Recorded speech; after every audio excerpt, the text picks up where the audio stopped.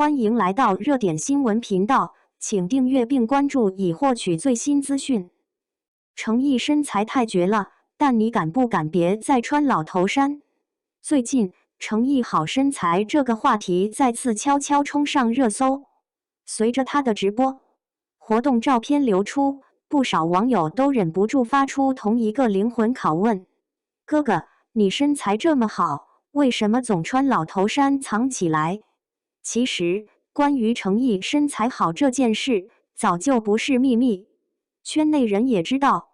程毅一直坚持健身，肌肉线条维持的极其出色，腹肌分明，胸肌紧实，属于那种衣服一穿显瘦，衣服一脱吓一跳的身材典范。不少粉丝还记得他曾调侃自己演卢云时，胸肌练太大，结果导演一看，觉得不像是书生，更像练家子，差点就换衣服走武将路线了。那时大家都笑称，有这样的身材，还想演文弱书生，真是难为造型师了。这话听着好笑，但也透露出一个事实：程毅确实对自己的身材有数，甚至有点太谦虚了。比如在《莲花楼》原著中，李莲花是有洗澡情节的，但剧版里偏偏删了这场戏。不少原著党遗憾地表示错失一场美人出浴，而网友的分析更是一针见血。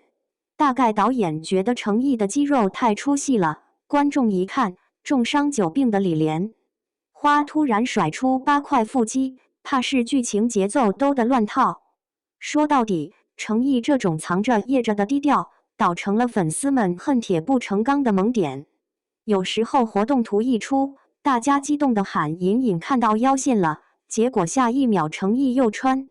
起了经典老头衫，把一切好身材全数封印。于是网上又有了新一轮玩笑：程毅到底藏了多少块腹肌不给人看？当然我们也懂，演员不是靠秀身材吃饭的，更何况像程毅这样演技稳、角色感强、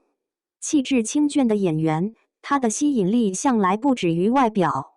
但问题是，当你演技在线，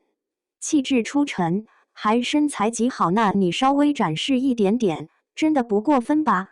不然像前阵子在阿亚那拍的那组照片，风很懂事，海也很懂事，阳光也很配合，观众几乎都在屏幕前倒吸一口气，哇，他怎么这么帅，这么有线条感？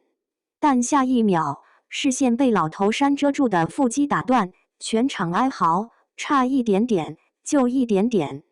所以说，程毅哥哥，我们不是非得看你脱衣服，但你偶尔换件贴身 T 恤，或是少穿点老干部款，也算是对粉丝的一种福利，好不好？大家看你穿正装演戏也好，看你穿古装杀伐果断也好，但偶尔休闲放松一下，让我们欣赏一下你练出来的成果，不过分吧？当然我们也知道，程毅向来不是靠卖肉出圈的艺人，他靠的是多年沉淀的演技，是对角色的用心诠释，是不忘初心的坚持，是每一个细节都不放过的职业素养。但正因为你已经把内在做到极致了，偶尔放松一点外在也未尝不可。我们说到底，不过是想多看看那个你努力练出来，却总被你藏起来的帅气瞬间而已。